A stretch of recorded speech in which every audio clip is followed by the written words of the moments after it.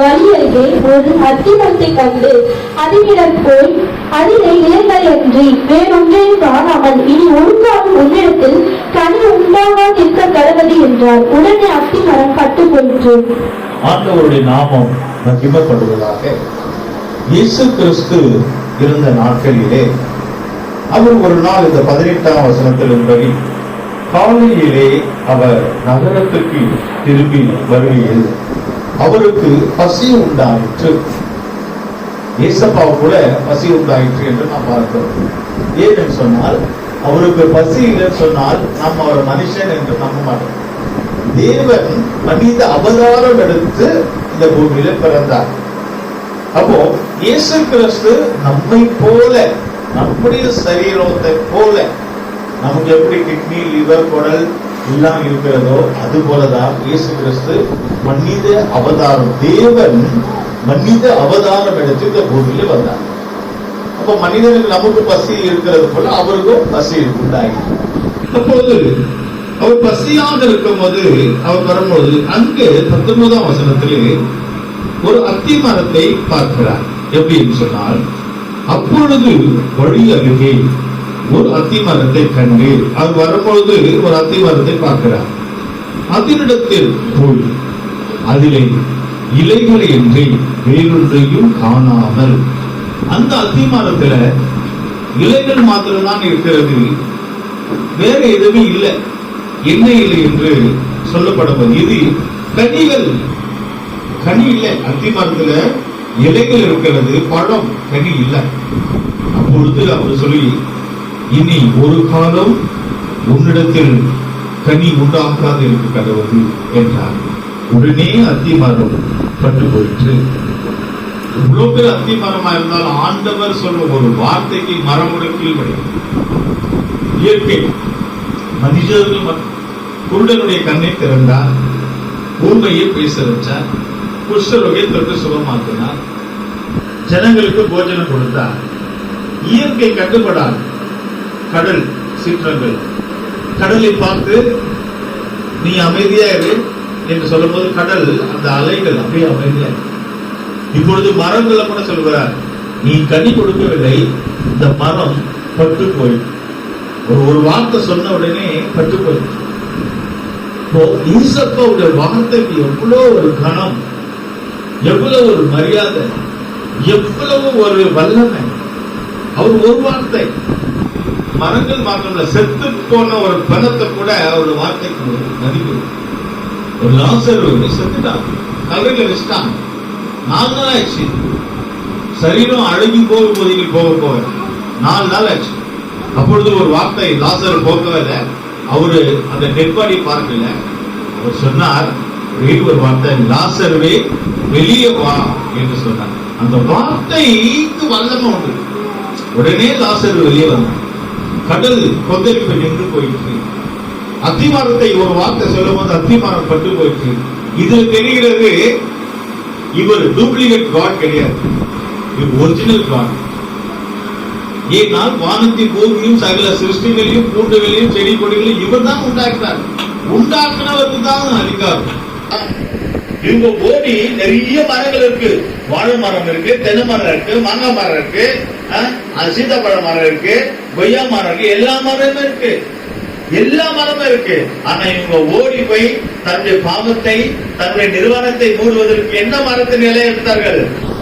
அத்தி மரம். வந்துச்சுங்களா? லைன்ல அங்க இருந்து அத்தி மரம். ஏன் தெரியுமா? அத்தி மரம் எப்படி இருக்கு? பசுமையா இருக்கு, பச்சையா இருக்கு. இது நல்லா இருக்கு. நம்முடைய பாவத்தை இந்த அத்தி மரம் எல்லாம் மூடும். நம்முடைய நிர்வாணத்தை, நம்முடைய சுயத்தை இந்த அத்தி மரம் இலை மூடும். பச்சையான அத்தி மரத்தை உடுத்தினார்கள், நம்பி உடுத்திக்கிட்டார்கள். காலையில உடுத்திட்டாங்க, நல்லா இருக்கு. தன்னுடைய காரியத்தை மறைச்சுக்கிட்டாங்க. ஓகே, வெயில் ஏறுது. 12 மணிக்கு உச்சி சூரியன் வெளிச்சம். இப்போ இலை எல்லாம் பசுமையான இருக்கு. இலை என்ன செய்யுது? காஞ்சி போகுது. சாயங்காலத்துல அடிச்ச வெயில்ல அத்தி மரம் அந்த இலை காஞ்சி அந்த மீண்டும் உதறி மீண்டும் நிர்வாணியா மாறிட்டான். உன் நிர்வாணத்தை உன் சுயத்தினால மூட முடியாது. உன் நிர்வாணத்தை, உன் பாவத்தை உன் சொந்த முயற்சினால நீ மூட முடியாது. நீ எத்தனை முறை தன்னை நீதி கேட்கலாம், நான் நல்லவன், நான் அப்படிதான், நான் அப்படிதான் மூடி மூடி வைக்கலாம். ஆனா அந்த நிரந்தரம் இல்லை. பயம் வந்துச்சு, பயம் வந்துச்சு, ஓடி ஒளிகிறான். கர்த்தருக்கு ஸ்தோத்திரம். பயம் எப்ப வருதுன்னா ஓடி ஒளிகிற சூழ்நிலை. தேவனுக்கு முன்னாடி வர முடியாது.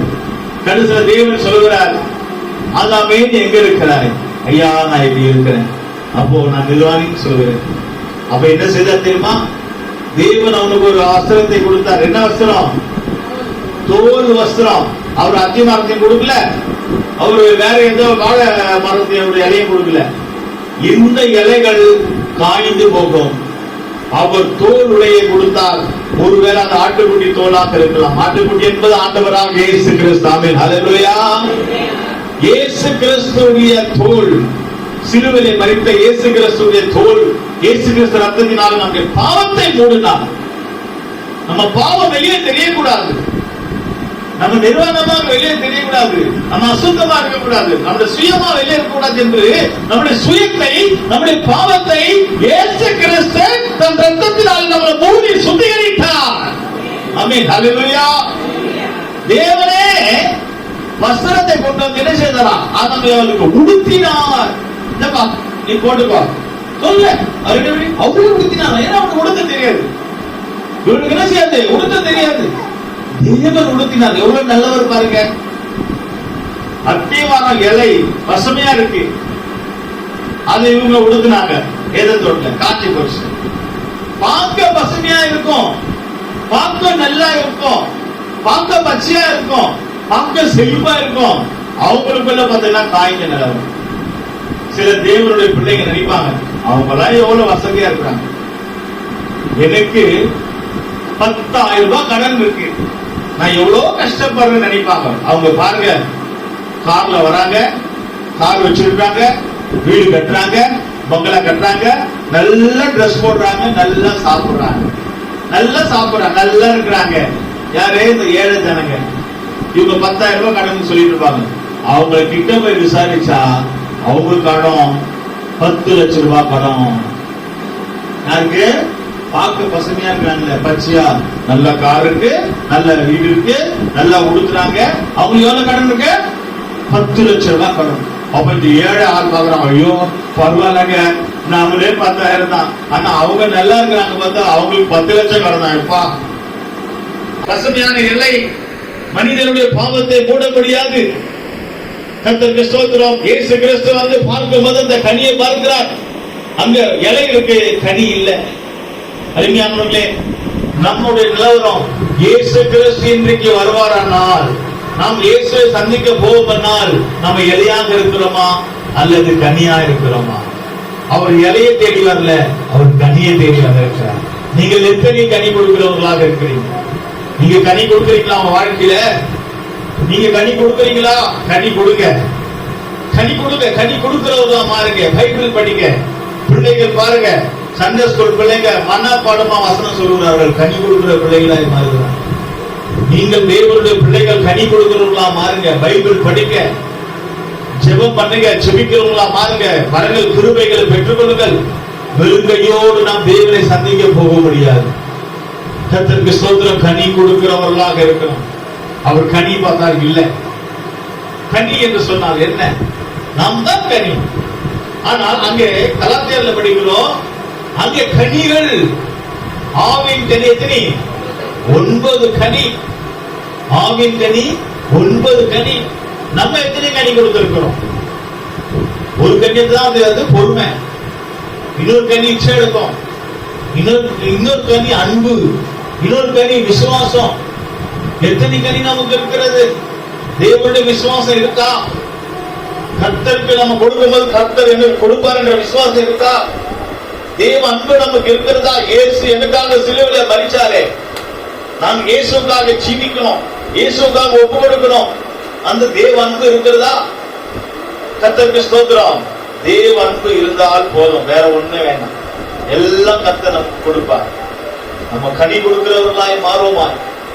இந்த கிறிஸ்துமஸ்ல பாருங்க, 25ஆம் தேதி வரும்போது நம்ம பொதுவா வருஷம் வருஷம் நம்ம சபையில கனிகள் ஞானஸ்நானம் எடுப்பாங்க. வருஷம் வருஷம் நம்முடைய சபை கனி கொடுக்கும்.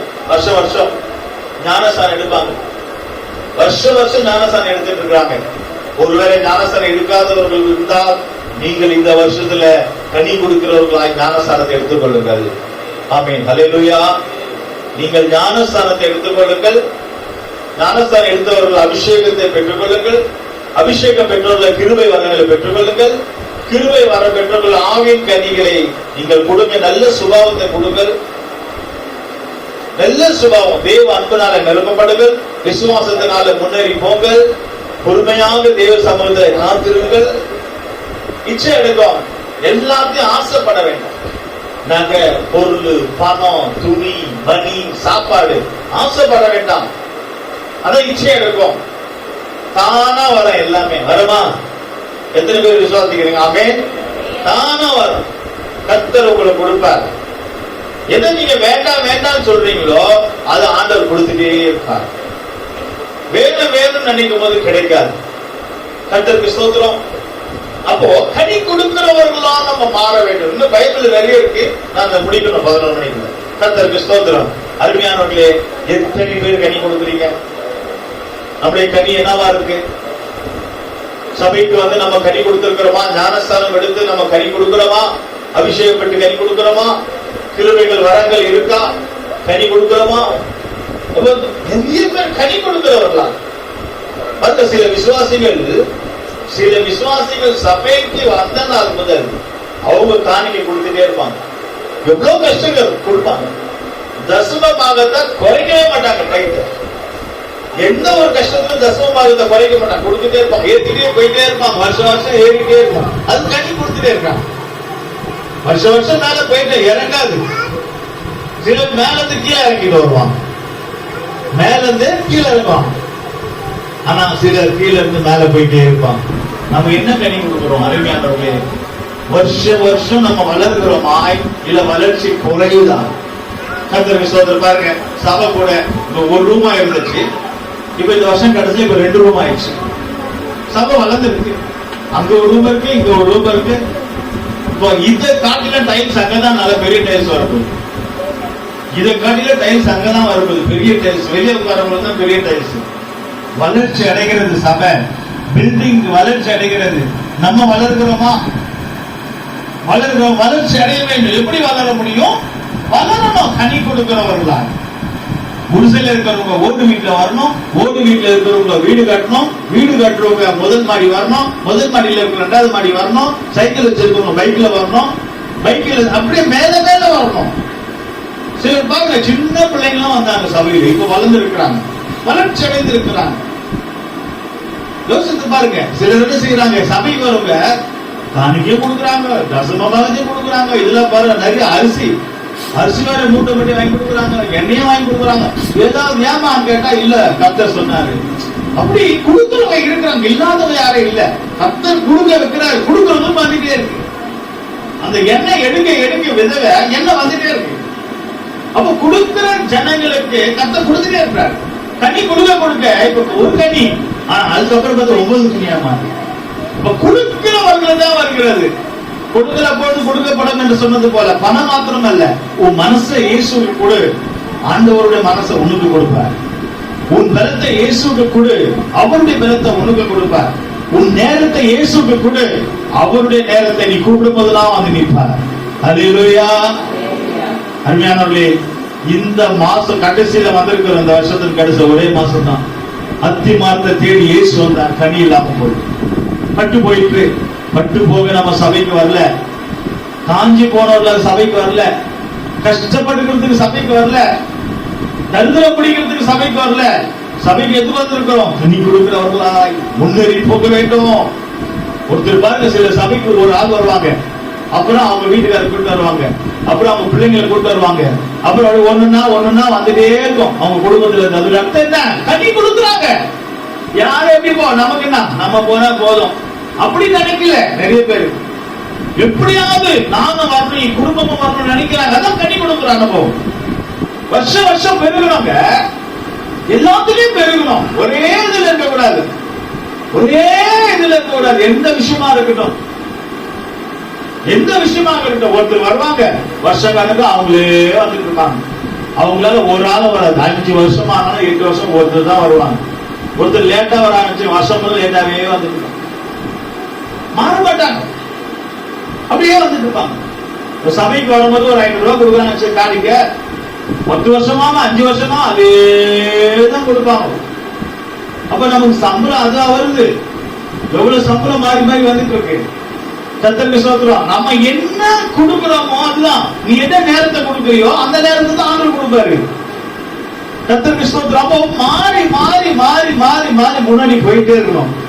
ஒரு பையன் 5ஆம் கிளாஸ் படிக்கிறான் ஸ்கூல்ல, அடுத்த வருஷம் 5வது தான், அடுத்த வருஷம் 5வது தான். என்ன நினைப்பாங்க? என்ன டீச்சர் என்ன சொல்லுவாங்க? என்ன ஹெட் மாஸ்டர் என்ன ஸ்கூல் மாத்த வாங்காத, நீ நான் 5 வருஷம் 5வதுல இருக்கிற, முன்னேற மாட்டேற, பாஸ் ஆக மாட்டேற. ஓகேங்களா? அப்ப எல்லாமே அப்படிதான். 5 வச்சிருக்கிறவன் 10 தாளந்து, 2 வச்சிருக்கிற 4 தாளந்து. முன்னேற வேண்டும், கனி கொடுக்கிறவர்களாய் மாற வேண்டும். மரமா இருந்தாலும் சரி, ஆண்டவர் வருகிற நேரத்தில் கனி கொடுக்காத மரத்தை வெட்டி போட்டன்னு சொல்கிறார். வெட்டி போடுகிற மரம் நம்ம வேண்டாம். ஆண்டவர் நம்மளை வெட்டி போடக்கூடாது. ஆண்டவர் நம்மள சபையை விட்டு தடுத்தக்கூடாது. ஏற்றம் தொட்டு நம்மளை தடுத்த கூடாது. நம்ம இருக்கிறோம் இங்கதான். அல்லேலூயா. கனி கொடுக்கிறதா கண்களை மூடுவோமாக, கனி கொடுக்கிறவர்களாய் மாறுவோமாக. இந்த கூட்டம் முடிவடையும் போது கர்த்தருடைய சமூகத்துல ஆண்டவர் நவம்பர் மாதத்திலே கடந்து வந்திருக்கிறோம்.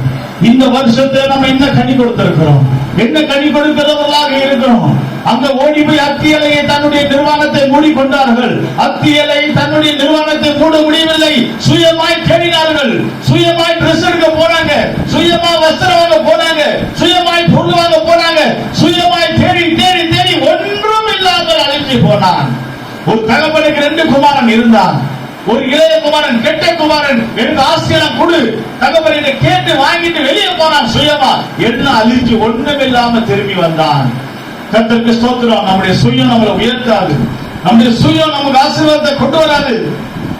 நீ பார்க்க பச்சையாக இருக்கிறது போல, எல்லாம் இருக்கிறது போல நீ இருப்பாய். ஆனால் தேவன் வரும்போது, உன்னை பார்க்கும் போது கனி இருக்கா என்று தேடும் போது நீ கனி இல்லை என்று சொன்னால் உன்னுடைய நிலவரம் எங்கே போகும்? இயேசு சபைக்காக வருகிறார். இயேசு கனி கொடுக்கிற சபைக்காக வருகிறார். உயிர்ப்பிக்கப்பட்ட சபை, அவருடைய கோல் மாத்திரம் உயிர்ப்பிக்கப்பட்டது, அவருடைய கோல் துளிர்க்கப்பட்டது.